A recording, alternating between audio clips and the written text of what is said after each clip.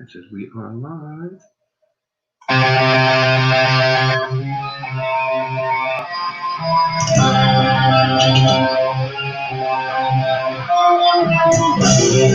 Hey, what's going on, boys and girls? Good evening and welcome to tonight's edition of Kingside with Christopher James.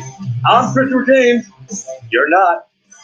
Tough shit. You know what I'm saying? But anyway, seriously, thanks for coming in tonight, man. Appreciate you guys, man. We've got a great show tonight. I've got two cool guests. They happen to know each other. One is a coach, and the other one is his student. And they were both down in Jacksonville, Florida for UFC 249, plus UFC Jacksonville, and then UFC Florida. Coach was there for all three events. He had fighters on all three cards. Took home 2 wins, 1 loss that should have been a win. So I've been trying to get this guy on for years. I finally got him. And I think it's because he saw how pissed I was about Cheeto Vera getting fucking screwed over by the goddamn judges. So we're going to bring him in right now. He is the man behind Team Oyama, MMA and Fitness.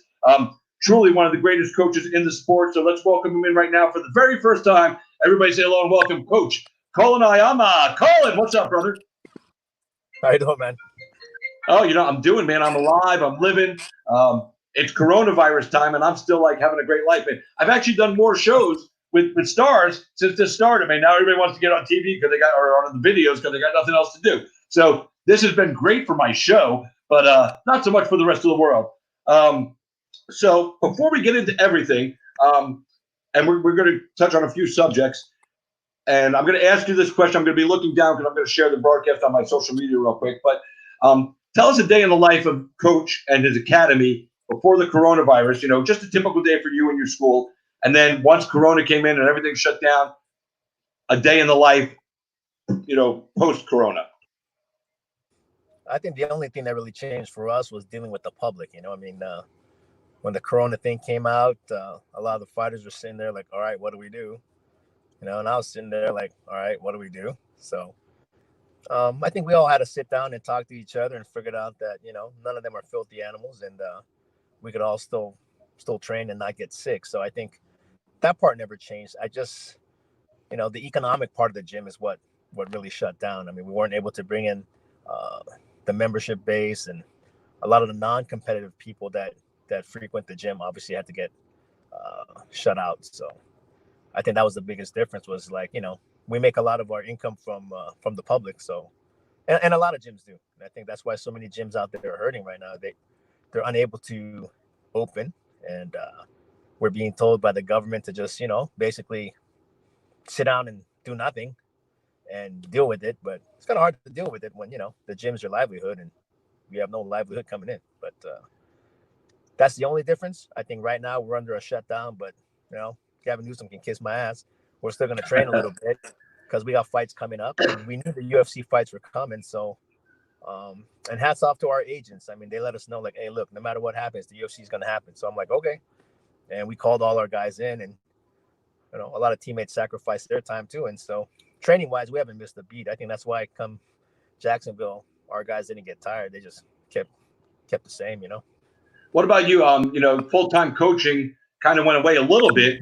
So what did you do to free your time up? You know, what were you doing in something? Because I know you had to have a little bit of free time because you couldn't teach the public, like you said. So you had your fight team. So, and I know they're not there 24/7. So what was Coach doing, you know, with an unwanted, but, you know, maybe a little welcome break? My girlfriend and I went to the beach a lot to further piss off the government. But I mean, look, you know, you can stay in a box for only so long. I did a lot of walking at the beach. Not a lot of people there, which was nice. And so I figured, hey, I'm probably safer there than walking through Walmart. So we did a lot of walking and doing some isolation stuff at the beach or whatever. And especially in the late afternoons and the evenings. So that's what we did to pass the time away. I mean, I definitely didn't stay cooped up in a box for all day long. Yeah, I haven't stayed at home at all. The first couple of weeks I was screwing around. I was going out playing a lot of disc golf because I thought we were going to be open faster, you know. But then we didn't open. And I work in the nightclub industry. Plus, I'm an announcer besides this. So obviously, there's no fight for me to announce, and I can't play any music for anybody. So I took a job as a shift shopper. I go to the store, I buy groceries, and I deliver. I got to tell you too, I wish I would have figured this out a couple of years ago, because who knew I can make as much money as I'm making right now going to the freaking grocery store and just buying groceries for other people and dropping them off at their front door. I mean, honestly, a bad week is 700, and so, I mean, like, and I'm putting in like 25 hours a week making that kind of money. So once we go back to the real world, I'm going to keep doing this, because it's going to buy my wife a car for Christmas, and it's going to buy a few other things, and we're going to get a house. So, because my income with my club money and this money, I'll be balling, baby. I can, like, make it rain, make it rain, make it rain on them hoes, as they say in the clubs. That's good. You learned something new. That's good. Yeah, man.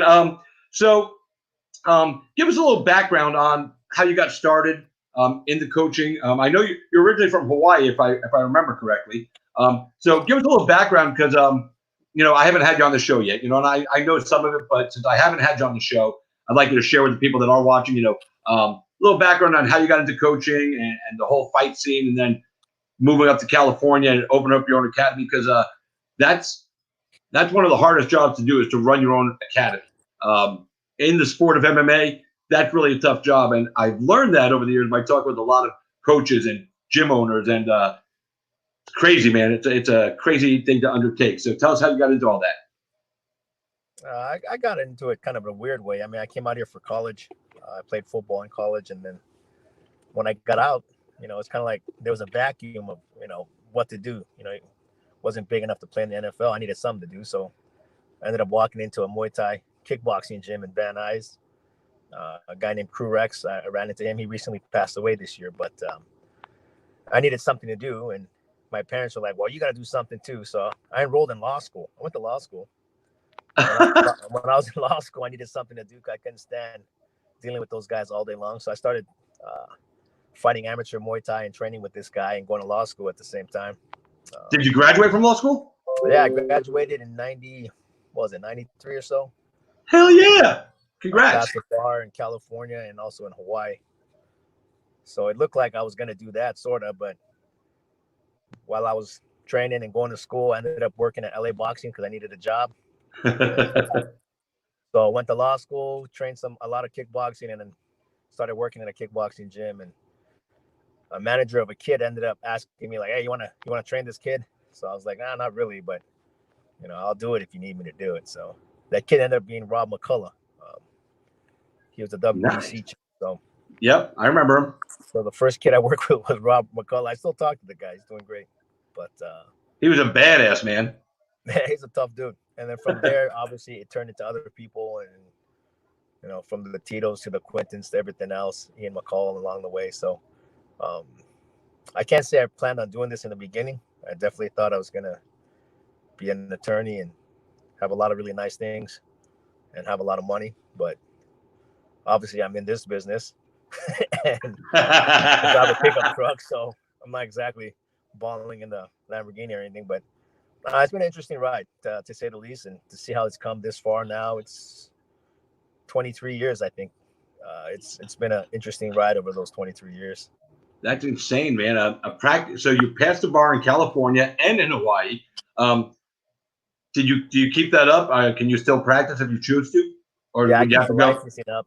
If not, I think my parents would have killed me. So I'm sure they still want to kill me now for this thing. But yeah, I keep it up just because. But since you started when you got into the fight game with your knowledge as an attorney and practicing, passing the bar member of the bar, it probably helped you, with some of the fighters along the way that didn't have management, because you could decipher a contract and see, if there was any BS in there and make sure that your fighter was protected. That's always funny. A lot of agents will look at you, like, assume a lot of things, and they'll send you something. And I'll mark that shit all up with the pen and send it back. It's kind of funny.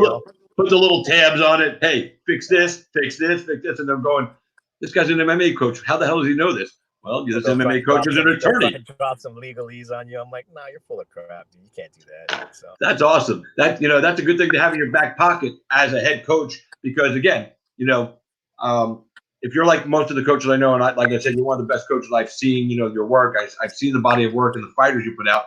So, and I know, like Jason House. Jason House is an awesome manager from Iridium. He cares about the athletes he represents. Brian Butler from Sucker Punch is a great manager. He It's cares funny about. you mentioned those two guys because those are the only two guys I deal with, you know. So I know, I get hit up but by a lot of other management. It's like, hey, look, man, you know, I have no idea who you are. You have a nice business card, but I tend to stick to those two guys. Yeah. yeah, and I mean, other managers. I mean, I like the guys at first round, Abe and Malky. I met Malky years ago. At the first time I met was at the Florida MMA Awards, and he won Manager of the Year. And I interviewed him, and in his interview, he said something that always resonates with me. And I've also heard this from guys like Jason and guys like Brian. My goal as their manager isn't just to get them good fights; it's to make sure that when they're done fighting, they have homes, they have investments, they have things lined up to when fighting, because fighting isn't forever. And if I don't do those things, then I'm not doing my due diligence, and I'm not doing my client the proper service. And this is a guy who, when the last hurricane came down in Miami and wiped everything out, he was out in his truck, literally, in a big old pickup truck, rescuing people, giving money out to people, going to get groceries. I mean, he was out in it. This is the kind of guy, I know some people don't like those guys because they're really aggressive, but in here is what matters to me. I don't care. In the fight game, you got to be aggressive to do what you got to do. Like Ali Abdelaziz. I don't like that guy. But if I were a fighter, I would consider signing with him because he's got 4 UFC champions in his stable. He gets shit done. I don't like that he puts his face out there in the media and starts fights, when he's out in public. But, that's why I was surprised when Frankie Edgar signed with him because, complete polar opposite personalities. But there's guys out there to get it done. And then there's coaches like you who truly put the time and effort into your students, and you make sure they get the stuff they need. So, respect you for all of that, because there's some coaches out there and there's some management out there, shady. They're just trying to make a couple of bucks off somebody and then kick him to the curb and bring in the next guy to run through the ringer. And I hate that. So the fact that there's good folks like you out there gives me faith in humanity and in the fight game, because this is a tough business to be in. Now, you came down to Florida for UFC 249, for UFC Jacksonville, and for UFC Florida. So you were here for all 3 events. So you had a fighter on each card. We'll discuss each card after, but give me your fight week experience, because I know you had to get this thing stuck up your nose. And Cheeto getting that thing stuck up his nose, dude, was hysterical. Jason holding his hand and his head. That was the best video that came out of the whole week. But how did you deal with all that? Because I know you got tested multiple times because you were there all week long. And give us your view from the coach, seeing how the UFC handled it. Because, places like Bloody Elbow have been crapping all over the UFC. And I hate Bloody Elbow. I tell fighters, don't ever do an interview with them. Not because I want them to come to me, because I'm not the biggest fish in the pond, but these guys shit on everything the UFC does. So they don't deserve the honor of talking to UFC fighters, in my opinion. And they've been crapping all over, and I can't stand that shit. I think a lot of people bring a political agenda, It's like whether you voted for this president or not. I mean, some people would rather see the economy take a shit, versus coming back. At some point, it's like whether you like the president or not, you should never hope the economy takes a dump, because that affects everybody, regardless of your politics. I mean, if you hate somebody, vote his ass out of office. I could care less. But don't hope for the economy to take a dump. I mean, that affects every single person. Whether you're Republican or Democrat or Libertarian, it doesn't matter. Paycheck's a paycheck. So the way I look at the UFC, man, and whether people like Dana or not, I respect him for trying to make a move. And people are going to say, well, he had to because they got to pay bills. Well, you know what? We all got to pay bills. So I'm glad he made the move, because it's allowing us to make some moves to pay our bills, So, amen. Is everything perfect? Nah, but it was a good start. And I think from show to show to show, they learned some things. And, there was one fail plus 2 cornermen. So 3 people in the course of 3 fights. Right. And people are trying to, and I got a lot of people hitting me up too. Like, oh, you guys are terrible. You're endangering the world. And it's like, man, you know what? Stay at home, bitch, Yeah. But at the same time, they say, well, this guy failed the test. It's like, well, yeah, he failed the test because he was positive. So the test did its job. I mean, that is what testing is for, right? The testing is to find out who has it and to isolate those people. So the fact that the test hit somebody, well, yeah, that's what it was supposed to do. But it also shows that nobody else got it. Correct. The entire hotel staff didn't get it. You had all the UFC employees that didn't get it. So you're looking at 3 guys all linked together. During the course of 3 shows, you had the entire UFC staff, the hotel staff, all the law enforcement guys that were there, the boxing commission, the medical people, and the United States Army National Guard Reserve was there, because I was up in Jacksonville. So there was a lot of people. And again, and I followed up with fighters that were on 249. None of them had any symptoms. None of them got sick. None of their teammates, that traveled with them. So again, Dana proved exactly. When you give 1,100 tests out, you're going to expect a positive result from a couple. It's the natural number. I mean, it's just a numbers game. So 3 people tested. They were immediately hustled out, quarantined off. Dana's taking care of making sure they get medically fit, getting all the stuff they need. To me, that's an A+. I think they handled all the medical stuff. I mean, I was in Jacksonville. They wouldn't even let me in the hotel. So I hung out on the sidewalk waiting for some of the. A lot of people had opinions, but they weren't even there. Like when you go there, you're cordial to your opponents and other camps. But we're also realize that, hey, we're not going to hang out with each other, and I'm not going to sit in this damn lap, Right. So you're sitting over there, we're sitting over here, we're drinking our stuff, you're drinking your stuff. You know what I mean? It's not like we're all get together in a bar, 50 people all coughing on each other. So it's like, yeah, we had all the camps here. Yeah, you had people mingling around, but they weren't just shaking hands and hugging each other with their masks down, making out or something. I mean, some of these guys make it sound like guys are just spreading the germs everywhere like a bunch of idiots. It's like, no, man. A lot of people were respected the virus enough to wear their masks, to not crowd other people, just to respect the rules that the UFC laid down, and you follow those things. I mean, you were set to show up at a certain time. You're limited to just working out in your workout room. And we did those things, you got on the bus, you did your thing. You went there, you watched, you just follow the instructions. You're told what to do. And yeah, it's an inconvenience, but you also understand that that's part of why you're doing this. And you're fortunate to be able to make a paycheck. So I think a lot of guys looked at it, you know what? I'll be inconvenienced because I'm going to get the fight and I'm going to get paid. And it's a small sacrifice to, wash your hands, wear your mask, take this test, put that damn thing in your nose. It could be a lot worse. You could do none of that, stay at home, not get paid, and where are you going to pay the rent? Because you're still going to pay the rent no matter what they tell you. Your landlord is not going to waive your rent. You might push it till next month, but then you own twice as much rent. But he's not correct. Yeah, it doesn't go away. Yeah. So the guys I talked to, not just my fighters, but the other fighters, I think they all seem appreciative of the opportunity to be there. And Dana made that clear to those guys after the fight that, hey man, I thank you guys for coming out. And when it comes time for another fight, he's like, yeah, I'll be looking at the same guys that came here because you guys came through for us too, And I feel that's fair. Yeah. I think every UFC fighter out there had the opportunity to fight in this card. Yeah, I mean they did, and Sean and Nick, those guys had searched the entire country for opponents. As long as you're American or living in America, you were good. Hell, the guy we fought was from China, living here. They even got him a visa to fight. So I mean, they made every opportunity for people to fight if they wanted to fight.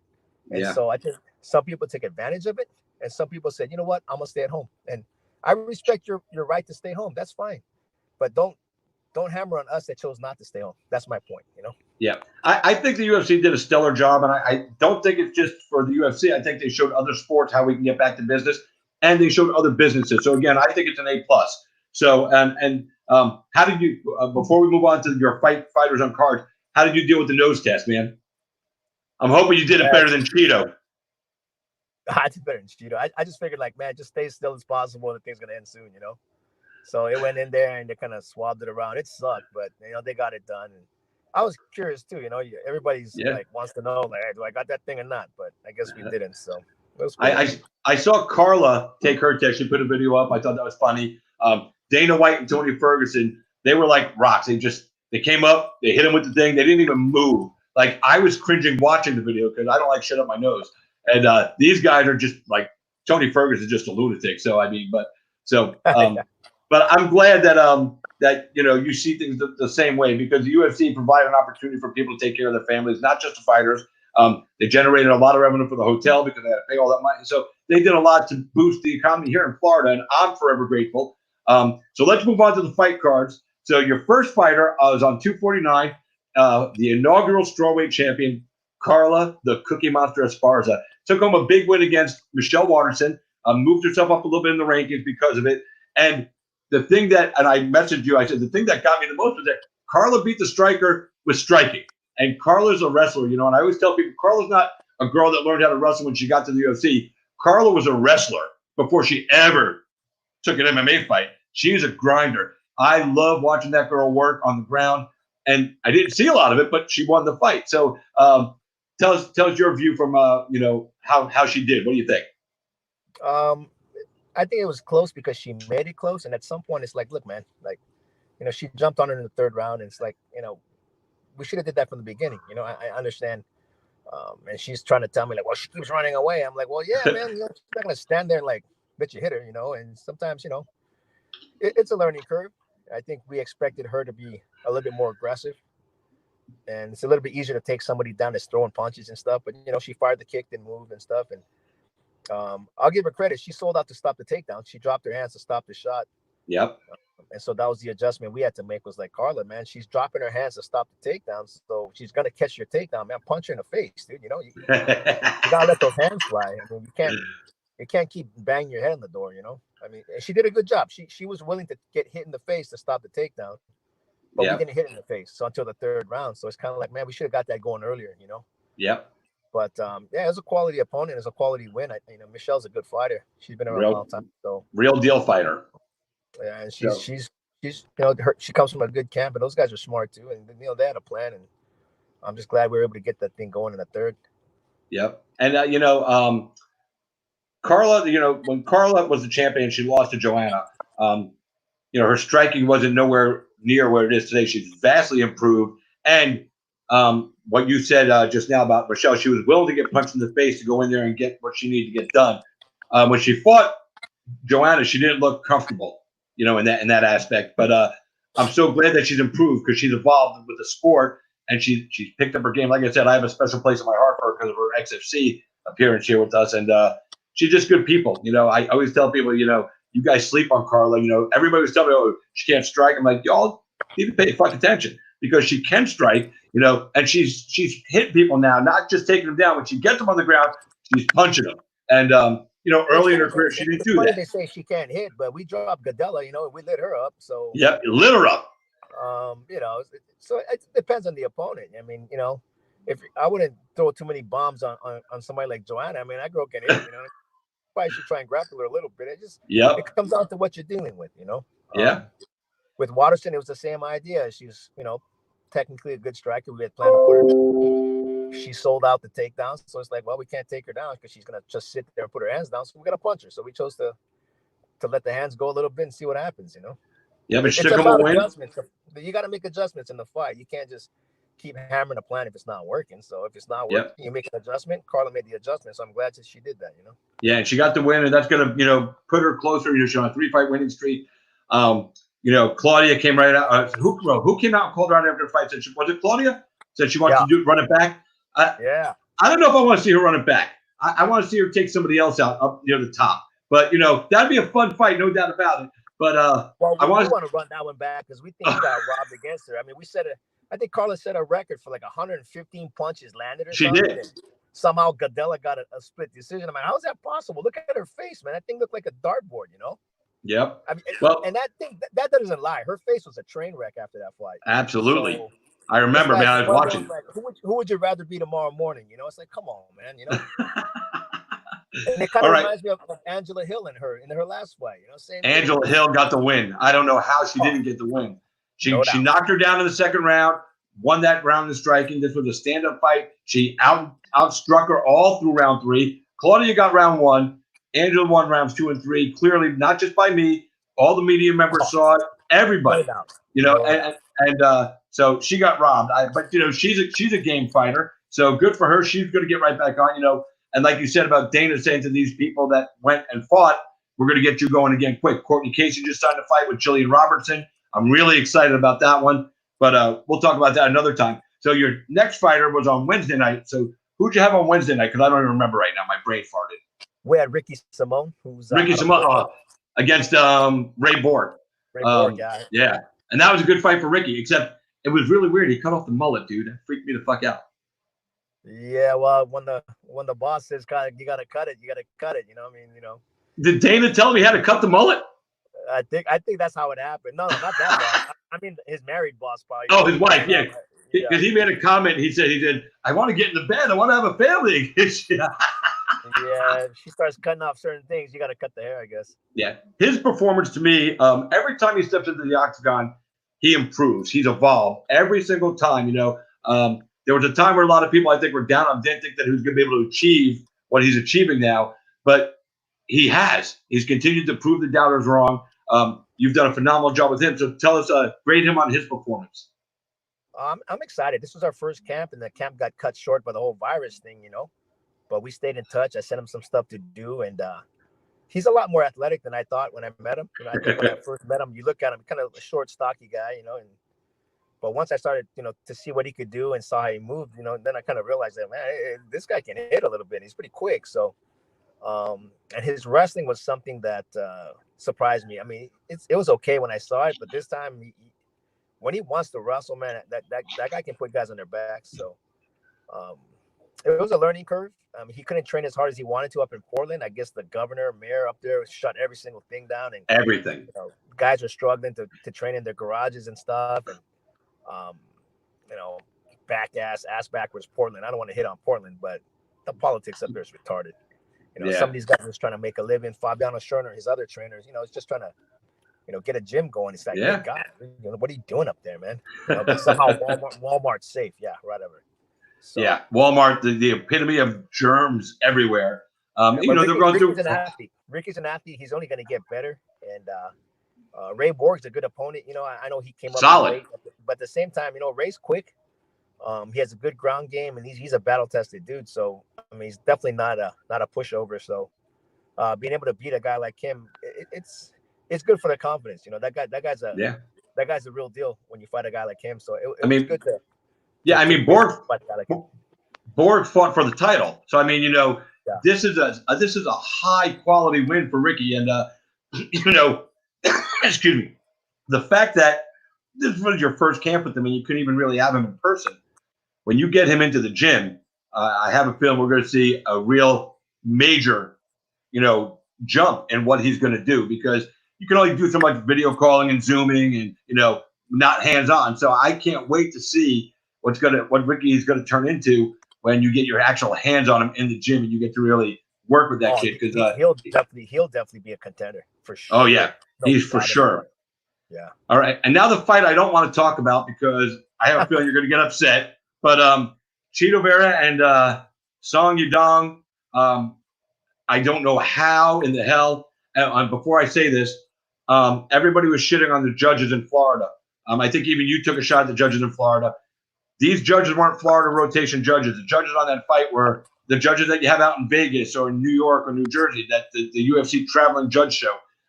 Not saying that the judges in Florida are good, because a lot of them suck too.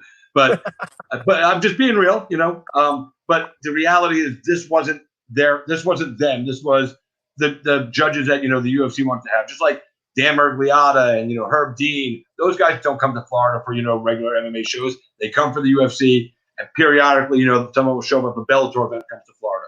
So, but these judges, they got that fucking thing wrong. They took the money off that kid's table, and I don't like throwing the word robbery around a lot, but Angela and Chito really were robbed. And like I said, because robbery gets, if your fighter doesn't win, it's a robbery. Robbery is the wrong word all the time. But in these two cases, especially with Chito, what a robbery. And this is the second time Song Yudong has gotten a victory that he shouldn't have fucking gotten. Got burnt too. Yeah, Stamen got burned bad. Ooh. So before we talk about how pissed you are about the decision, grade your boy's performance, because I felt he did a stellar job. Again, he looked better than I've seen in a while. And, he stepped up his game against a top-notch guy. I thought he fought well. I mean, the other guy, couldn't make 35, so we fought him at 45. So, if you see the two guys, there's an obvious size advantage, right? Absolutely. Bigger kid. And I'm not going to lie, the guy looked faster than me on film. So once we started fighting live, it was kind of like, he's not as fast as I thought he was, So the plan in the first round was like, hey, don't do anything stupid. Just control him from long range. And if he gets into punching range, tie him up and clinch him, and we'll gas him out. The same way Stamen kind of tired him out a little bit, with the grappling game. So sure. After the first round, when we went back to the corner, it's kind of like, hey, man, this guy's not as fast as we thought. So I want you to push him back. Start walking him down and start hammering with the kick. If he tries to get crazy on you, just tie him up and knee the crap out of him, Right. So he's like, all right. And then from there, once he started to push him back, Song didn't seem to be able to fight going backwards. And I think we knew this too. So once we started driving him backwards, he got real predictable, right? Right hand, left hook, right hand. It's 22-09. But he started missing a lot. And I think it's because he was trying to throw it off his back foot. And then once the clinch game started working on him, he had no answer for that inside attack. And you could see him gassing. He started to breathe hard, and he was tired. And then going into the third round, I remember telling Cheeto, like, hey, this one's over. Just clinch him up, throw him on his back, and I think you can bury him. And don't get me wrong, that kid's an explosive puncher, but I know when I lost and I know when I won, man. And this time I know damn well I won. The first round was really close. I'll give it to him, but I thought we could have had that one too. But okay, we'll give him the first round. But the second and third round, there's no way. We walked him backwards, landing all the heavy shots, attacked his legs. I'm not sure who does the CompuBox thing or whatever, but they're trying to tell me that my kid got punched 70 times in the face. There's no way. We had one mark on his nose, and that was it. So I'm like, where'd all those shots come from? Because I didn't see those shots. Yeah, because I'm looking right now. I pulled up the stats from Fight Metric as we're talking about it, and they say significant strikes overall in the fight was 101 out of 201 for Song Yadong and 92 out of 164 for Cheeto. And if you break it down round by round, they have, and this is what I don't get because I watched this fight. And round one, Marlon Cheeto, they have him outstriking Song. And then in the other two, Song won the striking bout according to what they have here. Now, I don't know what they're doing to count. I don't know how they're counting that because that's not what I saw. And again, it's not just me. And, people could say you're his coach, so you're going to be a little biased, but it's not just you. Every member of the media, every fan, other fighters that watch that fight all over Twitter and Instagram, everybody knows that he got screwed over. And it doesn't help because, the sympathy from all of us doesn't put that money that he missed out on in his pocket. And that's it's funny. It's funny that you say that because when the fight ended, obviously there's no crowd. Yeah. But we were just like, what the fuck? And even the staff, the UFC staff, everybody was quiet. They didn't want to look at us, man. They're just like looking down. And I mean, even Song, when they put up his hands, he looked surprised. He was like, oh. Because when the fight ended, he was on his knees like he just lost. He knew he lost. Yep. And then when they raised his hands, he starts looking around like, shit, did I win? And he starts jumping up and down. I'm like, man, no, bitch, you didn't win. But I guess so, So when we were walking out, I mean, you got the matchmakers coming over, Dana coming over. You got all the staff people. You got the damn staff people going, man, you just got screwed. I don't know what to tell you. So, and in your heart, I guess you feel good that you won, but on paper you didn't, and paycheck-wise you didn't, So I think a lot of these judges are like, well, I just made a mistake. It doesn't matter. Yeah, you made a mistake, and it does matter because half the paycheck's gone, you moron. So yeah, you got to stop doing that. I think judges need to get some accountability when they make a mistake. Absolutely. It's like, hey man, maybe they should get penalized a little bit, Yep. I was talking about this with somebody the other day because I feel that the judges and referees and both jobs are hard to do, and I don't expect anybody to get the score right 100% of the time because we're people. So the judges I don't expect any judge to have 100% rate of getting the score right, and I don't expect the referee to have 100% rate of proper stoppages. Sometimes it just happens the moment, boom. I get that. But if you're correct, as a judge, if you're not getting it right 90% of the time, 95% of the time, you're not doing the job right. And I feel that judges and referees need to have continuing further education. Part of the problem is that judges and referees travel. And in Florida, we adopted the unified rules. In this state, they adopted their form of the unified rules. And, it's crazy. So what we're going to do right now, we are going to bring in a young lady who I love and you love, and we're going to give her a proper introduction. We bring her onto the show right now. I think she can hear me. Can you hear me? Give me your thumbs up if you can hear me. Yep. So, ladies and gentlemen, joining us right now, fighting out of California, weighing 115 pounds. She is the former UFC Straw-weight champion of the world, Carla Esparza.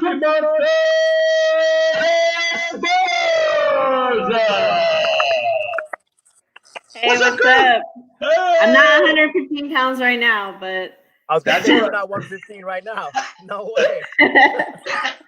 Well, dude, I should show you the plate that we just had too. Oh my god! Like my friends over right now, Beat Down Barbecue, and they just made like this fat plate of barbecue. Watch, I don't know if you can see it. Oh, so holy good. crap, Coach! You need to stop over there. That's where you need to be, Coach. Get you some. I gotta avoid that place. I'm not 115 either. I gotta stay away from that. Yeah, but you're not actively fighting, so you can have some Q. It's all right. You know, if it's good Q, you got some Q. So she loses weight in like 5 minutes, so she's probably good to go. So before you came on, Carla, me and Coach were talking before we started live, and I said right at the end of this interview, I'm going to bring in Carla, and you know, he goes, I'm going to make fun of her weight, which you called yourself out first because you're not 115 right now. But then we both decided we were going to bust your balls for getting that $1,000 ice cream sundae in New York City. Totally worth it. Totally worth it. Did you taste the gold in there? Oh yeah, for sure. It's like once in a lifetime experience. I still have my gold goblet that like I bring out when I feel like extra cool. Extra cool. Hey, give me $1,000. I'll spend $10 at Baskin and Robbins, and I'll save the other $990. And I'll tell Coach, don't act like you wouldn't spend it on like something else like frivolous. Like people, not you, but people be popping bottles at the clubs, buying expensive purses. Like, come on, that Sunday was like one purse. Coach said he was in the old pickup truck. I mean, still got, I can sell it. Yeah, I can't sell that damn ice cream no more, but I get you. There you go. You buy a gun. Yeah, but the thing is with the gun, you can use that over and over and over again. That Sunday is one and done. But I said to Coach off the air, you damn well earned that Sunday, girl, because you did an amazing thing. You went to the house, you won the house, you became the strawweight champion.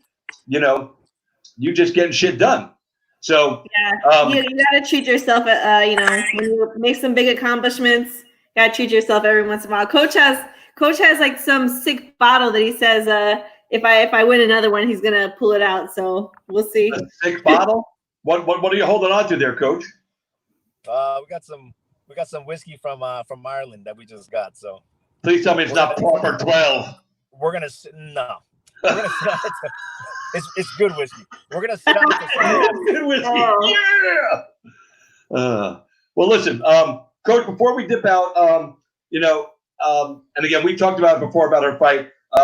So just while she's sitting here right now, give her a grade from A through F on her performance, or a 1 through 10. First round was a C. She didn't do shit, but she did enough. Actually, you know what? The first round was a B. The second round was a C. I was like, damn it, do something. And the third it's like a pass-fail grade. Letting the hands go. So I think once she kind of like learns to trust her other skills besides taking people down, I think she'll be fine. In the gym, she has no problems uncorking on people in the gym and letting conversations go. So trust me, she be piecing people up in there. So it's like, yeah, just let them go, man. Don't get frustrated. We were watching the fights like on Saturday, like Louis Smoka, like they were talking about when I started putting my elbow pads on, and Louis was like, yeah, when you went with me, you were like, hey, I'm gonna go really hard right now, just letting you know. I'm gonna go crazy. Okay? He was like making fun of me. Oh, that's awesome.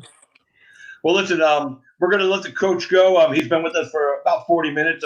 Coach, like I said, I've tried to get you a few times before. I'm so glad you came in. It was my honor to have you on the show. Great conversation. I like where your head's at. I might call you for some legal stuff I need taken care of, you know, because you got that attorney thing going on as well, which is outstanding. If you need advice from social distancing, you let me know. I'm the social distance king right now. I'm a social distance my ass on the beach right now. See how I can offend people. Awesome. Well, you go ahead and do that. And again, thanks for being on, man. And I'm going to have you on again because I want to talk to you. We ran out of time, but I want to talk to you about. So I want you to think about this because in about a month, I'm going to hit you up again. I want you to put together 3 people in your gym that we haven't heard of that we should all be watching out for. So don't tell me now. A month from now, I want that because this way gives you time to think. It would be too crazy to put you on the spot. So, Coach, Lisa, Brittany. Much, but don't tell Coach Oyama, okay. Coach Oyama, thank you so much. Continued success to you and your team, Team Oyama, MMA and fitness. And hopefully the state of California will stop being a bunch of bitches. And like that'll never happen. But that's why we're fighting in Vegas. Yeah, amen to that, man. Or possibly Arizona if Vegas crapped out. But Vegas right now says they're good for the Apex, so we're good. So, ladies and gentlemen, that's Coach Colin Oyama. He's going to check on out and, go follow their page and everything. Keep up with them if you're out there in Cali in their neighborhood. When they open up, go check them out, man. You might learn a fucking few things. Hey. So, Coach, thanks a lot, man. Peace. Take it easy. Later, Coach. Thanks. Bye, Coach. All right, Coach. That's the first time I ever got to do an interview with him. I've tried to get him a few times over the years, and he always is busy and everything. I've tried to chase you down for the last couple of years, and man, you're a hard girl to get down with. I just get in the zone before my fights. I usually don't do any media. So not just before the fight. After we saw you in Fort Lauderdale, was it Fort Lauderdale, where you were eating pizza with Mike Perry? Yeah, it was Fort Lauderdale. You had a fight that night. We said, all right, we'll get you on. You didn't have a fight coming up, and you never came back, man. That hurts, man. I don't know, it didn't work out timing wise, but I'm here now. Okay. So hey, Carla, I'm just teasing you, man. I know you're a busy lady. You got so much going on in your life that I'm just honored that you were able to take the time today, and you know how much I appreciate it. So give us your. I've been asking every fighter. I asked Coach because of the pandemic. Tell us a day in the life of Carla Esparza prior to the pandemic, and then a day in the life of Carla once the pandemic hit and life changed for everybody. Well, I mean, honestly, before and after the pandemic was pretty much the same for me. When I'm in camp, I go hermit mode. I just go to the gym, train, go home, train, go home, train. On my off days, I stay home and I rest. So for me, it wasn't much of a culture shock. It was same thing. Just trying to stay focused on the fight. I wasn't able to train with a couple of my coaches because they were isolating themselves, but Coach Oyama I was still able to train with, and he's been my head coach for 14 years. So, I was fortunate to still have the capability to do that. So, and post fight, just been grubbing. I'm over here with these guys. Hey, what's up, y'all? How y'all doing, man? Grubbing out. They just made some sick barbecue. Who made the barbecue? Right Who made the barbecue? Him or her? Huh? Who made the barbecue? Him or her? Oh, he's the chef in the family, but send that camera over to him for a second. She's actually my teammate from college, Monique, and she's pregnant right now, so he's definitely cooking it up. Listen, dude, I seen the cue. Listen, you have to figure out a way to pack that shit up. Listen, I want you to pack that up and send me some in Florida. Figure out how to keep it fresh and send it to me in Florida. Because you know what? I cannot. He's my people for barbecue. He might be able to hook you up. I cannot find barbecue in Florida. Not good barbecue. Miami. Yeah, in Miami. You got another major too. Dude, so my dog's not allowed on the couch, but he must Dog's know on I'm doing a video because he's he knows I can't yell at him right now. Oh no, listen, you can yell at him if you want. It's it's your dog, man. Do what you gotta do. He can stay. He's awesome. All right, so give us your take on arriving in Jacksonville fight week. We saw you do the corona test up your nose. You did a nice little video. You took it much better than your teammate Chito Vera. It's so funny to see the guy that goes, or any fighter, male or female, goes into the octagon, beats the shit out of people, gets the shit beat out of them, be afraid of a stick being stuck up his nose so much that his coach had or his manager was holding his head in his hand. It was crazy. I was laughing my balls off. Yeah, I mean, I would say just because you're okay with getting hit doesn't mean you're still not a wussy in other ways. When I get my blood taken, I'm holding back like a tear. I'm every time, every time. I'm the same way with that. I'm the same way with that. I do not like needles. I got tattoos, but I don't like needles where they're taking my blood or they're giving me something. I'm cringing right now thinking about it. So, but yeah. But you took it better than him. So you're the true. We already know you're the true champ. So I think that should be the penalty when you don't perform in the gym. You have to take the corona test all over again. Yeah, we had to do it twice, so that wasn't fun. My group, but. So what did you think of the way the UFC handled everything? I've been asking some of the fighters that have been on the card. I was in Jacksonville on Tuesday prior to the Wednesday night show, interviewing fighters. I felt they had the hotel protected properly. I couldn't even go in the hotel, even though I know Heidi and half the UFC staff because I applied too late for my credential. So, and they were only going to let a few people in anyway. So I didn't think I was going to get in because very limited, John Morgan and the big media sites. So whatever. But I went up and did some interviews, and I spoke to a lot of people. Everybody said that they felt it was handled properly. So tell us, Champ, what was your assessment? I thought they did a phenomenal job. Like, I felt safer at that hotel than I did at a grocery store, put it like that. We each had our own workout rooms. Food was delivered to our room. All the staff had masks on. All the lines had 6-foot spacers. We had, they gave us masks and gloves. We did a test when we got there. We got tested every morning with the temperature check. I think you really couldn't have done a better job than they did. Yeah, I personally, I felt that the job they did was A+, and not just for them, but for the world. I think they showed the world that we can get back to work if the proper protocols are put into place. Other sports can come back. Other businesses can come back. So for me, I felt that was a great thing they did. And, if I were a fighter, I would have been so honored to be a part of that, because, and I want to, let me see if I can pull this up here. Let me see. I want to pull, there we go. Share screen, where to go? Chrome tab, this one right here. All right. So I want to share this. I don't know if you can see it on the screen, but you posted this picture of, let me see if I can bring it up full screen here so I can read it to everybody. As fighters, we normally take a risk every time we step in that cage. And this is always our choice. To me, that's what this country is about, the freedom to make our own choices.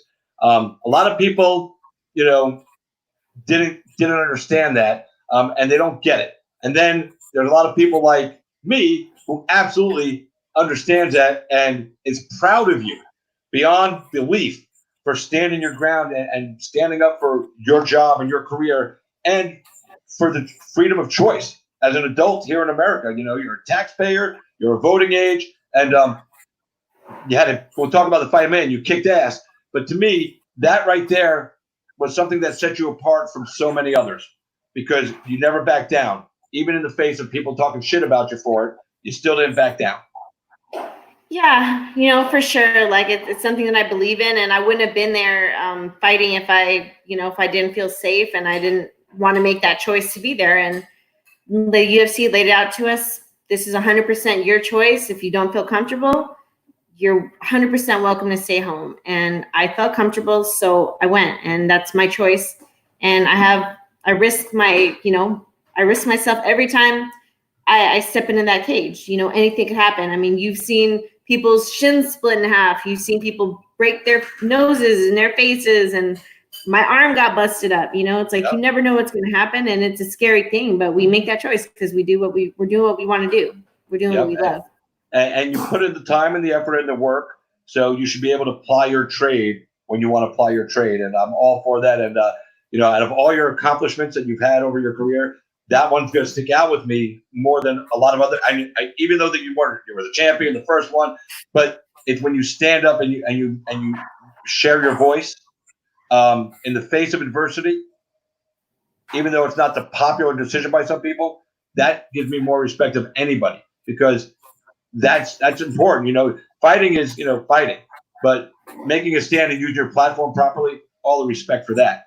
Now, and I want to support a company that supported us, like Dana and the UFC and all the workers, they were going above and beyond so that we could do what we love to do. Like they are staying up sleepless nights working and doing this and getting knocked down and coming back and getting knocked down and coming back so that they can make this happen for us and for the fans. So it's like, I want to have their back and support them like publicly. Yep. I mean, Matt from the UFC staff, the guy that takes care of all the fighter training rooms in Jacksonville and all that, he was there for all three events, man. I saw him a couple of times outside. He came outside to take a smoke break. And I was talking to him, I've known him for a few years. And I was like, dude, man, how are you doing this? He goes, man, it's just, I don't even know, man. I don't even know how I'm doing it right now. But, in a normal fight week, the gym set up, maybe there's two separate training rooms, one for red corners, one for blue corners, and you kind of, unless teammates, whatever. But everybody had to have their own separate training room, their own separate sauna to cut weight, those little portable ones, which I fucking love, by the way. I'm going to get one and go wear that on Halloween. That's going to be my costume. You can put the feet in it. But the staff goes above and beyond for you guys on a regular basis. They killed it. They took it to a whole other level this time. And, like I said, they did a good job. So now let's move on to your fight. Michelle Waterson, the karate hottie, the stand-up girl, the striker, taking on, when this fight first got booked, I told everybody how excited I was because this is what the UFC was founded on. One discipline versus the other, and to see who was dominant. Wrestlers always win, by the way. All the champions have been wrestlers, just so you guys know. So you can say jiu-jitsu, but look at the credentials of all the UFC champions over the years. More wrestlers than jiu-jitsu guys. Jiu-jitsu is awesome, but wrestling is it. Sorry. And I told everybody, that this is going to be a great fight. The wrestling is going to come out. Carla's going to take her down relentlessly, beat the crap out of her on the ground. That was my prediction. Not quite how it went down. This was a standing fight for the whole thing, and the wrestler beat the striker at their own game. You made the adjustments on the fly. Coach was talking about it. What happened with you in there that you didn't pursue the takedowns normally as relentlessly as you do? What was it? Her striking that was keeping you at a distance where you didn't want to dive in for a shot because she's a legit striker and you got to be careful. Yeah, I think she was just waiting for that. She was playing very defensive and waiting to counter for like me coming in. And I felt like I was coming in, but she was really good at keeping that distance. Like every time I charged in, she kind of was really good at keeping a good distance. So it was like, if I was going to shoot, I was going to be diving and then I was going to get put in a bad position. So I felt like I did take a good amount of shots, but she was defending, really well and just kind of waiting for me, waiting to tag me with strikes. So I felt like I had to be a little bit smarter, like hit my fakes and kind of like pick my shots, so to speak. And, like even with my strikes, like not just dive in crazy because she's just, waiting to knock me out with like a big counter strike, I felt. Yeah. And, and because of her striking acumen, you definitely have to be aware of that, and that's called adjusting and being a smart fighter. Some people say, oh, you got to just go out there and go for it all the time. And usually the people that go for it all the time don't end up at the top. They put on some exciting fights, but they never get to that level. You've already been there, and now you know what it takes to go back. Yeah, and like you see sometimes like, like a lot of karate fighters, like they're either point strikers or they're waiting for that big knockout, like someone like Machida, who's just kind of kicking back and chilling and waiting. He might not be doing a lot the whole time, but then you take that moment, you go in too fast, boom, you're put to sleep. And I feel like that's a lot of like karate style, type fighters. Right. Wonderboy Thompson kind of has that same style. Although he's a little more aggressive, but he does point fight along the way. Even Michelle, she's a karate fighter. She point fight along the way. And we were talking about your striking because, wrestling is your bread and butter. When you lost the belt to Joanna, you didn't look comfortable striking at all. And you didn't look comfortable eating the strikes that she was throwing at you. But then after that fight, you went back to work and you've really evolved. And when I say this, I'm not bagging on you for that because, Joanna is a vicious girl. And I don't know. So I wouldn't want to get punched in the face by her. And, and I'm a man that weighs 210 pounds. I still would have not wanted that girl to punch me in the face. So, but after that fight, it seemed like you said to yourself, you know what? I have to adjust my game. I have to be willing to stand in there and throw those strikes and eat some strikes to get to the work that I want to do. And you've done a brilliant job of it. I don't think a lot of people give you enough credit for the evolution of your striking game. I said that to Coach too, and I'm not saying that to kiss your ass. It's true because I've watched your fights. I mean, you and Claudia, you pieced that girl up, and people are like, and yet they're still surprised when you throw punches. At this point, you people that are watching, if you're still surprised that she's throwing punches, stop being surprised, man. The girl can punch you in the face. And now when she wrestles, she's not just trying to hold you down there. She's ground and pounding. But after that Joanna fight, was that the moment when you said, I have to make these adjustments or I'm not going to be here anymore? I tore my shoulder in that fight. So after my surgery, I had to come back really slow. And I think after each big loss, I've kind of gone back to the drawing board and just said, hey, I need to make some adjustments. I need to evolve. I can't, why did I lose? Why did I lose? What do I need to improve on? And I think that's what I really did, so I wasn't able to even shadow box in the beginning. So I had to just exclusively work on footwork with Coach Oyama. So we were just like moving, and just slowly but surely, like just getting the technical aspect of my striking game, like just trying to evolve it. And, I feel like I've come a long way since then. You absolutely have. And the proof is in your fights. I mean, if anybody who doesn't believe it, go look at the fights Carla had after Joanna, and watch how her striking game has improved in every single one. And she just beat a striker. She beat Claudia Gradelli. You got screwed on that one. I'm sorry. But Claudia is a striker, a legit striker. You pieced that girl up like legit. It wasn't like a fluke. It was calculated work inside the octagon. And, it wasn't like lucky punches. Sometimes you see somebody wing a lucky punch. Those weren't lucky. Those were landed with intent, and it was in your head to beat the crap out of that girl, and you did a phenomenal job. So now she's called you out. She wants to run it back. Coach said he wants to run it back. Because I was like, I don't know if I want her to run that back. Let's take another opponent a little higher up the ranking. But Coach said you both want this fight. Yeah, for sure. So has there been any talks about it? Because like Courtney Casey just fought Saturday night, the last card. And, yeah, she fought at 125 though. Yeah, so. but the point is, she fought at 125, and now she just got booked today with Jillian Robertson. So she's coming right back in June.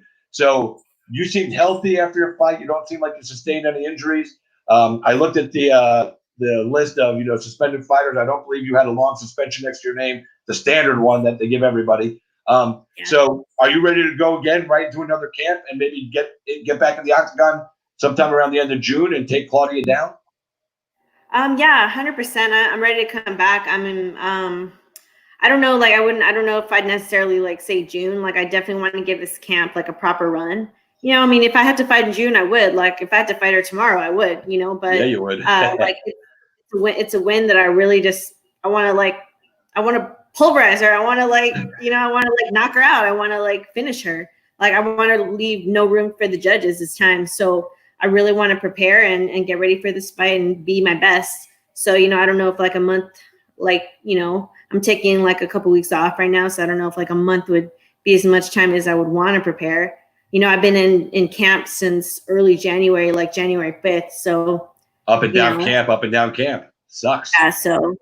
Yeah. So just, like a couple weeks just to kind of to get back to it. And then, I definitely would want that rematch pretty soon.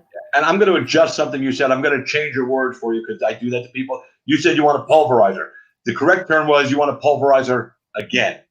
Because you tenderized her face like you were like a meat tenderizer. That thing with the big spikes on it. Where boom! You put some damage on that girl, and it was really incredible to see. Because again, people that know you from the beginning of your career, wrestling was your bread and butter, and now you've evolved into a fully well-rounded fighter where you can win a fight anywhere. And that's just an attribute to the hard work that you put in and being with Coach for 14 years and, never quitting on yourself. Because it would have been easy, but you didn't, and that's outstanding. So you get one of these. Hold on, you get one of these. That's what you get from doing a great job. I got all kinds of stupid sound effects in here, so sometimes they just drum out, like laugh track. That's classic right there. So you got the fight, you got the win. Claudia is who you want to get next. You're on a 3-fight winning streak, which is outstanding. What do you feel you have to do? Do you beat Claudia, and does that put you in the title conversation again? Because I know how badly you want that belt back. I know you miss it. I know you have your belt, but you want a new one with the diamonds on it, the new style. You need it. Yeah, I got to bring it back to Cali, got to bring it back to the U.S. Yeah, we need it back here in the States. We need another wrestler as a champion. I'm just saying. No, exactly. Like the strikers have kind of taken this one over for the strawweights since I've had it. So gotta take another win for the grapplers, for the wrestlers. And beat them at their own game like you did to Michelle Watterson. I mean, that's the best part about it. And, I'm not making fun of Michelle. I love Michelle. I respect the hell out of her. But the reality is you beat her at her own game. Even though that might not have been the game plan going in, it proved your fight IQ because you adjusted on the fly. Although Coach was mad that you didn't do the wrestling a little earlier, he's like, She waited till the third round. I mean, I was like, well, sorry, coach. But you did a good job. How happy are you now in life?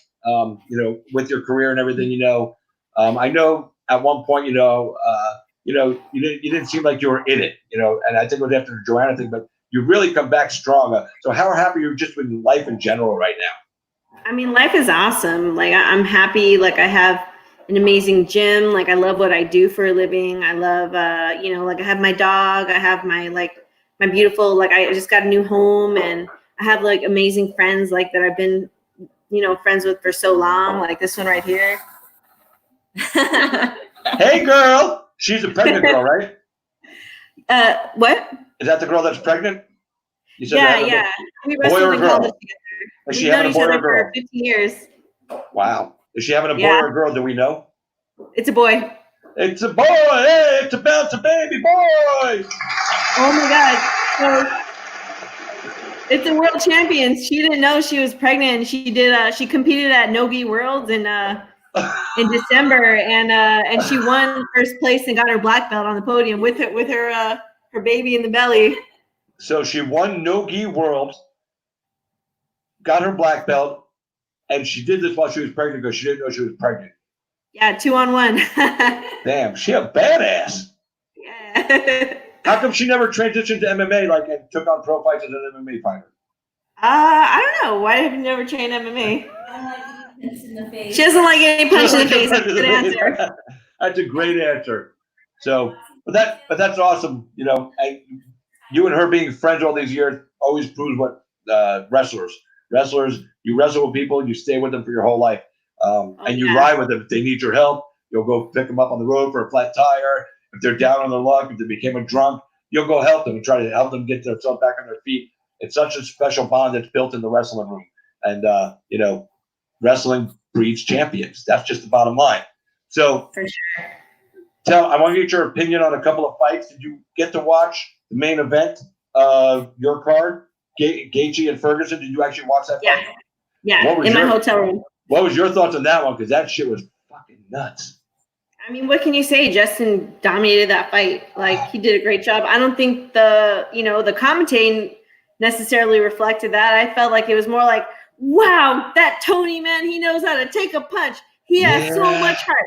What a tough fighter. That Tony, he just keeps taking him. I'm like, what about Gaethje? Like, he's doing a phenomenal job, throwing those punches. But, and nothing against Tony, I know he had a super long camp and had an opponent 3 weeks before.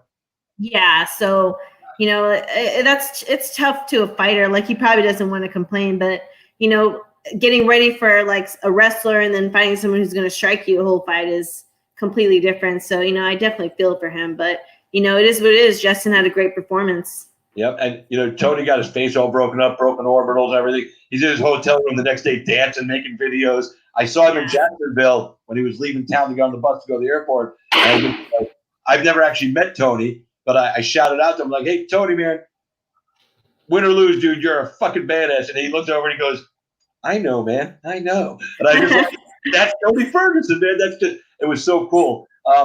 The Wednesday night card. Did you watch the Wednesday night card, or was there a fight on there in particular that you really got into? I'm honestly mixing the cards together in my head. I'm like, Saturday night, Wednesday night, this night. There was so many fights together. Okay, so I did watch some of the Wednesday card, and I actually, I had the Saturday fights in my house. I'm not sure. Yeah. Okay. Well, the second night of fights, Glover Teixeira, Anthony Smith were in the main event. Your boy, your new teammate Ricky Simon took on Ray Borg. Oh yeah, he had a freaking great performance. Like, he looked sharp. His takedowns were sick. Ricky had a great fight. Yeah, he did. And Brian Kelleher with that big elbow knockout of Hunter Azure. Yeah. That was nuts. And then the third night, Walt Harris and Alistair Overeem, they main evented that card, and I don't think there was one person, not to disrespect Alistair, but I don't think there was one person in the building that was actually wanting him to win.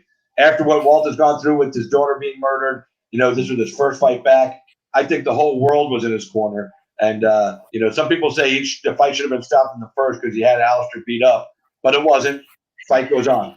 So I don't even think Alistair wanted Alistair to win. He did. When they raised his hand at the end of the night, first thing he did when the fight was over, he went over and he kneeled with Walt, and that's what I love about fighting. I was telling Coach, you and Felice, perfect example. You and Felice did not like each other going into your fight back in the day at the XFC. I mean, really didn't like each other. And you're a quiet kind of girl, and she's yappy. So she was just, doing her thing, and after that fight, you guys became the best of friends because you identified, you shared that time in the ring or in the cage. And that was what Walt and Alistair did, but on a different level because, I don't think Alistair even really wanted to win. He did, and he put on a hell of a show, but man. You could feel like he didn't even want to throw punches, that was a tough one. And, that's just hard. And I feel bad for Walt because, of course, he went through something traumatic, but it's like, I understand, the need to promote the fight and, the story, but it's like, they just, I can't imagine hearing that over and over and over when I'm trying to focus, that's tough. Yeah, I interviewed Walt on Tuesday. We sat out by the river across from the hotel. Got a nice backdrop of the bridge, with the blue lights on it. And I've known Walt for a few years. He's such a good dude.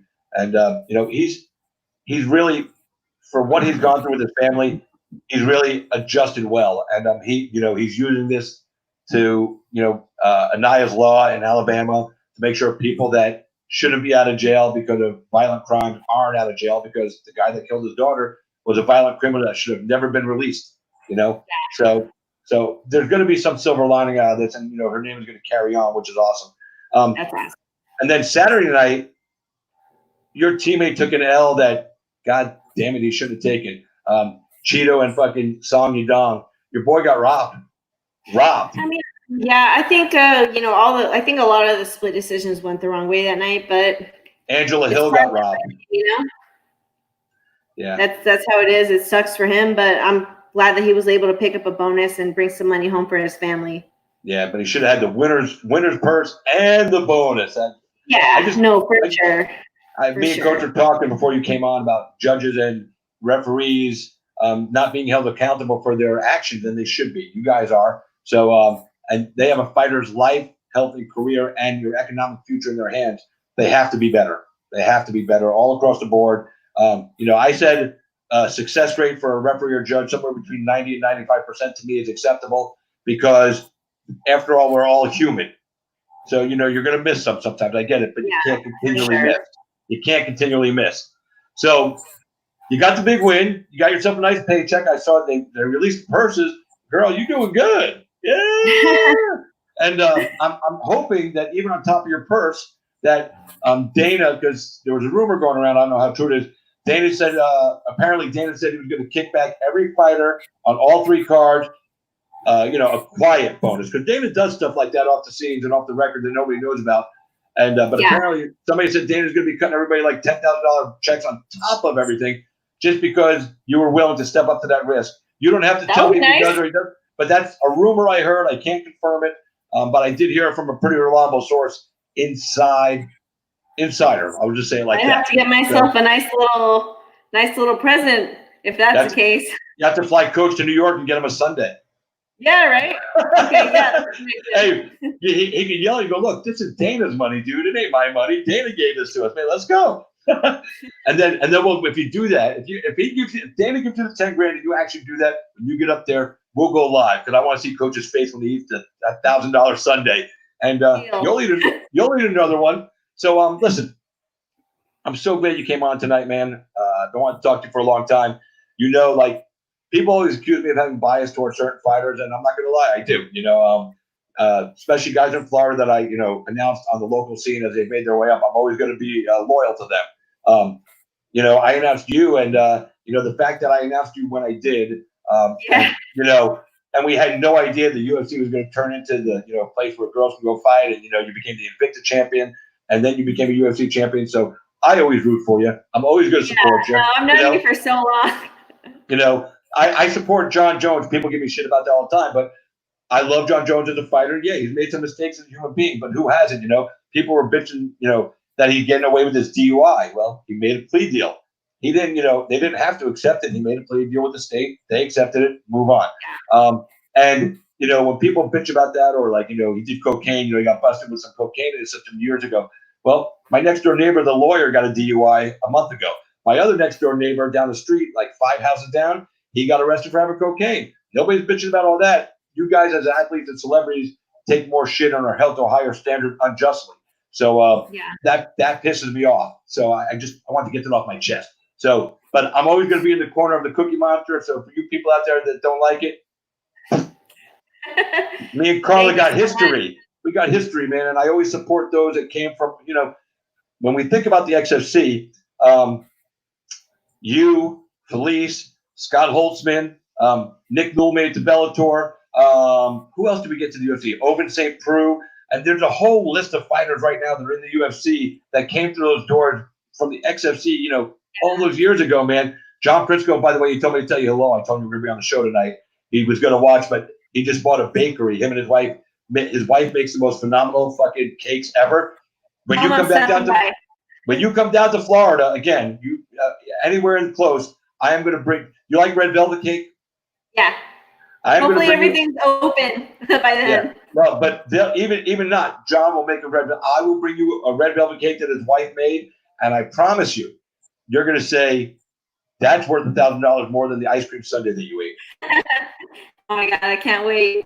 My wife said if she had a choice. Thanks for having me on. Thank you so much. I'm glad I finally got on. Oh wait! Oh my God! You know what? I forgot to do something. I didn't tell you beforehand, and I'm wondering if you're going to back out on me on this. Every first-time guest on my show, I asked him to do something a little weird for the fans. So, are you ready?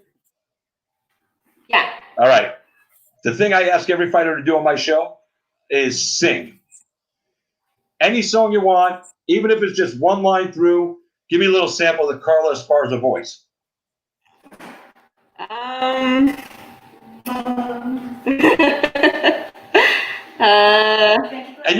you can even bring in your friend to do a duet with. I don't care.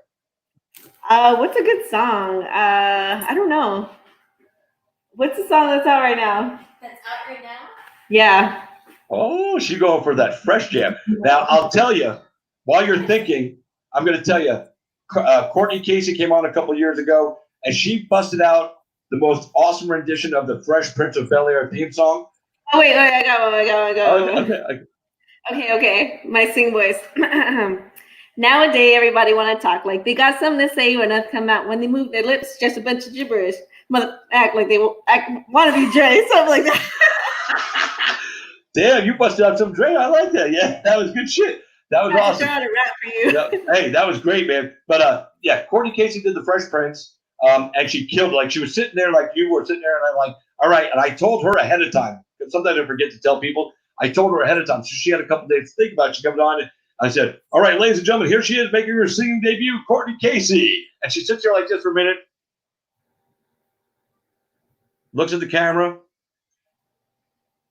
In West Philadelphia, born and raised on the playground is where I spent most of my days. And she busted out the whole fucking song of the Fresh Prince. Give me time to practice. That's not fair. No. I like I said, I didn't give you time. I forgot to tell you. So next time you come on, you have something prepared for us. But she killed that song. But listen, all the love to you. So happy for your success. I'm happy that you're on the upswing and you're working your way back to the title. And I can't wait till you get your title shot again. I've only had two UFC champions on my show. You, and before you, it was only one. And the other one was Dominic Cruz, who I absolutely idolize. No, I mean, I'm the greatest bantamweight champion in men's history and the inaugural strawweight champion to bookend my champion run. I've had other great fighters on, just none of them got the gold yet.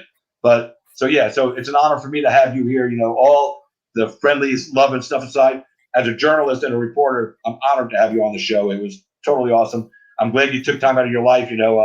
I'm not the biggest media platform, but I'm working on it. You've been in the game a while. Thank you so much for having me, and it was great talking to you. Yeah, great talking to you. If you want to shout out any sponsors or coaches or anything, feel free to do that before you dip. Coach Oyama was already on. I'm good.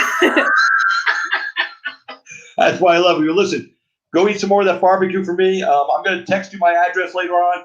Tell that dude he needs to figure out how to freeze me some of that barbecue and send it to me. Hey, send that barbecue over. I need some barbecue in Florida, bro. Dude, I will come to fucking California and kick your ass. No. Thank you so much. Listen, Carlin, Bye. stay blessed, man. See you soon. Have a good one. Bye. You too, darling. Boys and girls, that was Carla Esparza, the Cookie Monster. Wow, we had a great show tonight. And guess what? No green screen problem. That's the first time in like 2 weeks, man. Fucking unbelievable. You know why that happened? Because my friend Ken Bradley is here, and his spirit as a producer and director all these years made sure that nothing bad happened. Thanks to you guys for tuning in tonight. I appreciate it. We will be back on Monday, and I'm going to be talking with Joseph Creer. He's a coach, owns his own gym, F3 Fitness, and he runs Bad Apple MMA. He's also a Bellator badass fighter. We're going to have him on for the first time on Monday. I'm chasing down, I believe, on Tuesday night, Courtney Casey and her man, Jakar Close. We're going to come on. It's going to be the first time I have a UFC couple on the show. Courtney's going to talk to us about her fight in Jacksonville. The quick turnaround as she's taking on Jillian Robertson here in June. So, and Jakar's almost ready to come back on and get back into the octagon himself. Lots of stuff coming up. I'm going to try to chase down Billy Quartillo. Also got a fight book today. And Brock Weaver and Roe Roberts. Brock Weaver and Roe Roberts are going to be fighting each other. I'm going to try to get them both on. But anyway, I'll be out until Monday, man. Thanks so much for tuning in. Appreciate you guys. Hope you have a great night. Stay safe. God bless. And remember, guys, as I always say to all you guys every time I do a show, thank you for being a part of my life today, and you guys for being let me be part of yours. I appreciate it more than you know. So until next time, I am Christopher James. You've all been Capeside. We'll see you next time. Good night.